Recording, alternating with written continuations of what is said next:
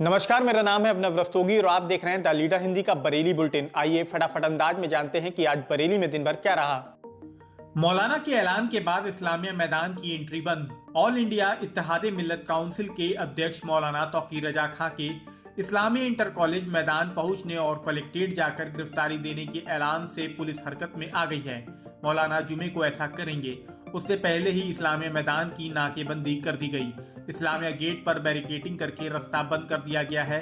इस तरफ आने वाले रास्तों पर भी बैरिकेड्स लगाए जा रहे हैं। पुलिस इस्लामिया मैदान में बिना अनुमति के कार्यक्रम नहीं होने देगी। उसके लिए मौलाना तौकीर रजा खां के दरगाह आला हजरत के पास स्थित आवास पर नोटिस भी चस्पा कर दिया गया है। ऐसे ही नोटिस आईएमसी के अन्य पदाधिकारियों को दिए गए हैं और उनके घरों पर लगाए गए हैं। मौलाना तौकीर रजा खां को दी गई सुरक्षा भी वापस ले ली गई थी, लेकिन पुलिस की ओर से स्पष्ट किया गया कि मौलाना से गनर वापस नहीं लिए गए हैं। अभी वो दिल्ली में है। शहर वापसी पर तय होगा कि मौलाना जुमे को क्या करने जा रहे हैं। भीड़ बुलाने की तैयारी के बीच पुलिस भी मुस्तैद है। इस बीच आईएमसी के मीडिया प्रभारी मुनीर इदरीसी ने प्रेस नोट जारी करके जानकारी दी है कि मौलाना जुमे की नमाज आला हजरत मस्जिद में पढ़ने के बाद गिरफ्तारी देने के लिए निकलेंगे। रात में एसएसपी ने इस्लामिया इंटर कॉलेज के आसपास भारी फोर्स के साथ फ्लैग मार्च किया है। दूरदर्शन के पास फौजी के बंद घर में लाखों की चोरी। दूरदर्शन के पास चंद्रदीप कॉलोनी में रहने वाले दिनेश बाबू आर्मी में है, पोस्टिंग मेरठ में है। उनके मकान का सुबह ताला टूटा देखकर पड़ोसियों ने उनके साले सुनील कुमार को जानकारी दी। वो पहुंचे तब साफ हुआ कि चोर फौजी के घर से लैपटॉप, स्टेबलाइजर, सिलेंडर, बर्तन, जेवर और 10,000 रुपए नकदी ले गए। सूचना मिलने के बाद कैंट पुलिस ने कॉलोनी पहुंचकर पड़ताल करी। सीसीटीवी देखे जा रहे हैं। अभी चोरों का कोई भी सुराग नहीं लगा है। युवक को आया हार्ट अटैक, पिता बोले किया जाए मुकदमा। सुभाष नगर के रहने वाले अजय कुमार वाल्मीकि ने 4 लोगों पर गंभीर इल्जाम लगाया है, ये कहते हुए कि चारों के उत्पीड़न से बेटे को हार्ट अटैक पड़ा और उसकी जान चली गई। एसएसपी को दिए शिकायती पत्र में यह भी कहा कि इन्हीं लोगों ने पहले बेटे को स्मैक का आदी बनाया, उससे स्मैक बिकवाई, उसके बाद उससे रंगदारी मांगने लगे, जिससे वो टेंशन में आ गया और हार्ट अटैक से उसकी जान चली गई। सुनिए युवक के पिता ने और क्या कहा है।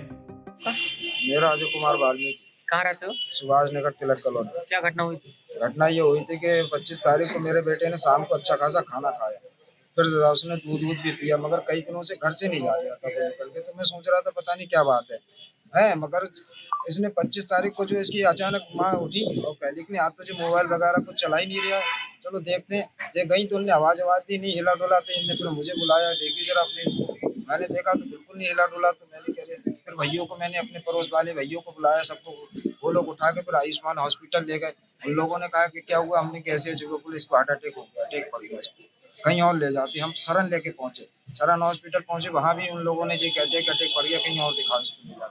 मिशन लेके जैसे पहुंचे, मिशन वालों ने मृत घोषित कर दिया उसको। तो ये जो नौशाद और जो दिलशाद उसको माँ की और बहन की बहुत बुरी तरीके से गाली दे रहा है। ये रिकॉर्डिंग है इसके अंदर, रिकॉर्डिंग इसके अंदर। अब वो जो 5 से 10 लाख रुपए तक लगा के ऐसे मरवाने की कोशिश कर रहा था। इसलिए कई दिनों से बहुत पीड़ित था। इन लोगों ने, कई लोगों ने उसे मारा भी था घेर घार के, हमें पता नहीं लगा। मैं तो सक्रिय 6 तारीख को हुआ हूँ। जब मैंने ये मोबाइल निकलवाया तो उसका मोबाइल कहाँ जरा देखो तो किस किस के फोन आ रहे हैं, किस किस का मैसेज आ रहा है। उनसे क्या रंजिश थी? रंजिश तो किसी से नहीं थी सर। और ये दिलशाद जो किला निवासी है, इसमें का काम करता मेरा बेटा। 3 बार मैंने सेंटर में एडमिट कराया स्मैक के कारण। फिर इन लोगों ने इसे नशा छोड़ लेता, यही लोग नहीं छोड़ने देते थे। फिर मैंने उसको कई बार एडमिट भी कराने के बाद भी इन लोगों ने घर से आके ले जाते थे जबरदस्ती उसको लेकर, और उसके स्मैक पिलाते थे। इतना पीड़ित कर रखा था, नशे की दुनिया ही में लौट गया था बहुत ही ज्यादा। इतना हम दोनों, एक लौता मेरा बेटा 24 साल का, हम घर में दोनों बुढ़िया बेटे कहीं के नहीं रहे। हमारी जिंदगी बिल्कुल खराब हो गई। जो ऐसे बदमाश ऐसे खुले घूमते रहेंगे, इनका पुलिस कुछ नहीं करती है। पुलिस को तो अच्छे चाहिए कि ऐसे स्मगलरों को तो वास्तव में इन्हें हमेशा जेल ही में रहना चाहिए, जो हमेशा ऐसे भविष्य लाखों लोगों के घर खराब कर रहे हैं इसमें को चरस बेच के और गुंडागर्दी कर रहे हैं पूरी तरह। गोली मारकर मुकदमा वापस लेने को धमका रहे दबंग। सूद पर पैसे के विवाद में युवक को गोली मारने वाले सोलू लभेड़ा को इज्जत नगर पुलिस गिरफ्तार नहीं कर सकी है।